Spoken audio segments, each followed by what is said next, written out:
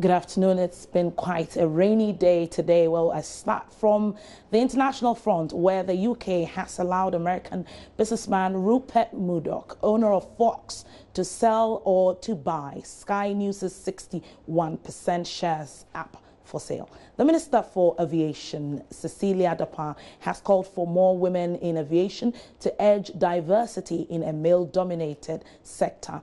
This one she echoed at the International Transport Association's program. Chief Executive Andre Jarnes also made the same call.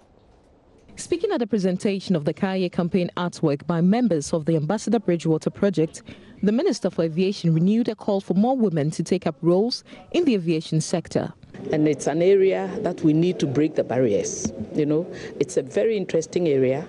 And last year, the ladies in aviation invited children from the age of 6 to about 12 to have a day with them. It was very, very interesting. We all went there as resource persons to talk to them.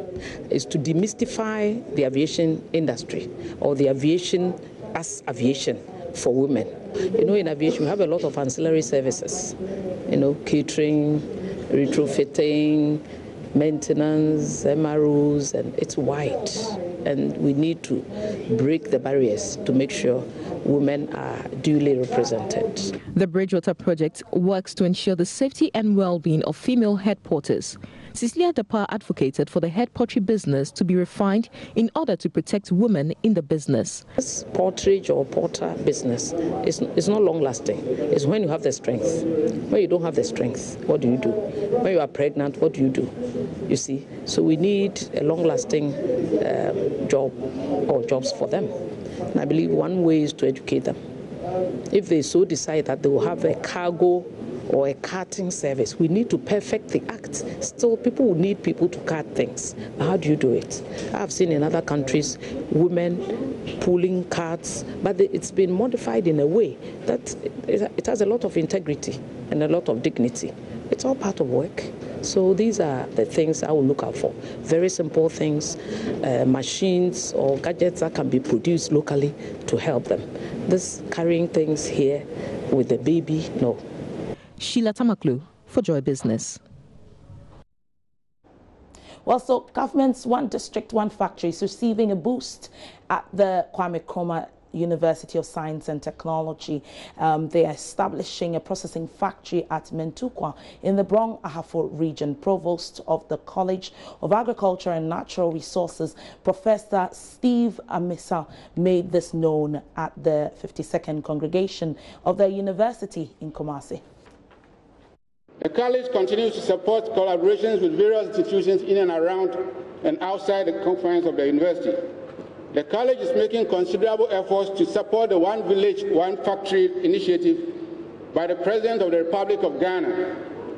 To this end, the college, with considerable support from the mainstream KNUST administration and with support from the Vice Chancellor, has commenced the establishment of a fruit processing factory at Mantukwa, which is near Sunyani in the Brong Ahafo region. A test run of both orange and pineapple juices has been made, and normal production is anticipated soon.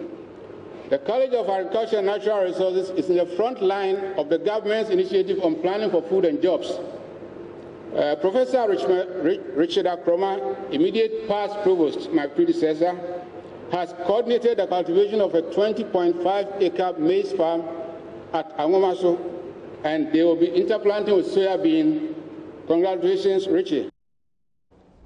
Also, we have many more business issues coming up. Abuaje Yafe is at the Joy Business Newsroom. If he's around, Abuaje, please go ahead. Hello, Abuaje.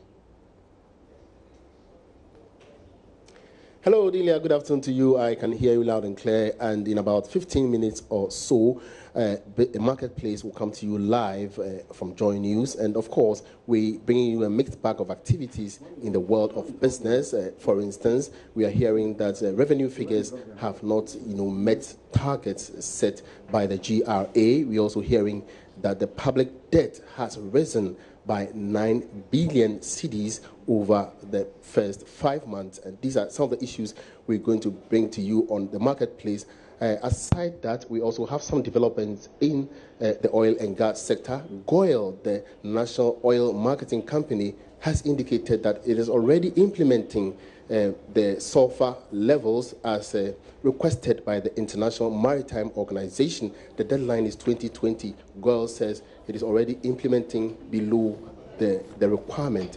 That's quite interesting. And also in the downstream sector, some players are still calling for a replication of the Public Interest Accountability Committee in the mining sector so that the sector can take care of the revenues generated and see what we're up to. For the over 100 years that the country has mined gold, we don't have any revenue management law. That's quite unfortunate. So that's what some campaigners have been calling for at this time. That's over when we cross over to Kumasi for the details. We have other stories coming up on the marketplace, Odilia.